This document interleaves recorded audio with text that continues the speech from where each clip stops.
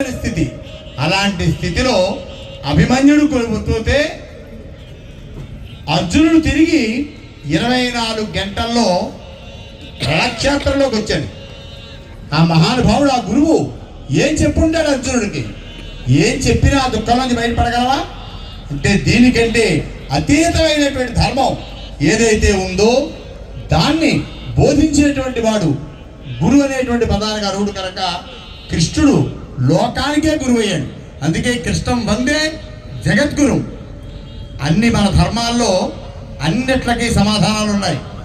ఆచరించకే మనం పాడవుతున్నాం.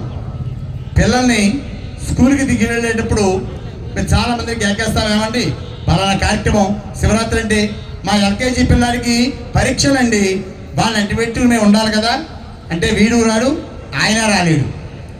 కారణం ఏమిటి అంటే ఈవేళ ఎంతో గొప్పవాళ్ళు అవ్వాలి పిల్లలు అని కోరికే తప్ప మన వారసత్వ సంపద వాళ్ళకి అందించాలి అనే తపన ఎవరిలోనూ కనపట్టలేదు.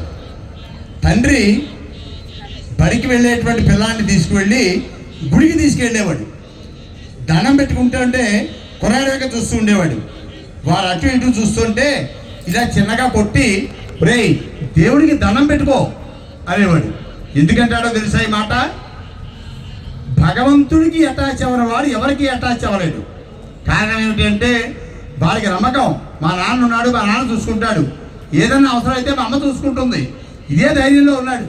తండ్రికి సందేహం కలిగింది, నేను ఎలకాలం ఉండను, వీడికి 70 ఏళ్ళు వచ్చేదాకా నేను ఎక్కడ ఉంటాను, కానీ నా తర్వాత కూడా వీడికి ధైర్యాన్ని ఇచ్చేవాడు, నడిపేవాడు, నాకంటే సేవ చేయగలిగిన వాడు కావాలి. వాడు ఎవడు అంటే పరమాత్ముడే. అందుకనే మొట్టమొదటిసారి దేవాలయానికి తీసుకెళ్తారు పిల్లల్ని. ఆ సాంప్రదాయాన్ని మర్చిపోయాం మనం. ఈవేళ బడికి వెళ్ళాలి అంటే మా వాడికి ఎగ్జామ్స్ ఉన్నాయండి, వేళకి రాడు, వాళ్ళని ఇంటి పెట్టి నేను రాను, ఇదే మనం మాట్లాడుతున్నాం. దేన్నైతే మనం ధర్మం అనుకున్నాం మేము, వారసత్వ సంపద అంటే దస్తావేజులు, డాక్యుమెంట్లు, కోట్లాది రూపాయల ఆస్తి, పేరు, ఇవేమీ కావు.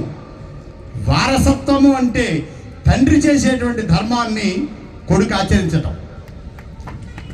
తండ్రి దేన్నైతే ఆచరణ యోగ్యం చేశాడో దాన్ని మనం ముందుకు తీసుకెళ్ళగలగటం. అది దేవాలయ ధర్మకర్తృత్వం కావచ్చు, సనాతన ధర్మం కావచ్చు. ఎప్పుడైతే మన ధర్మాన్ని మనం విడిచిపెడతామో మనం అధోగతి పాలవుతాం.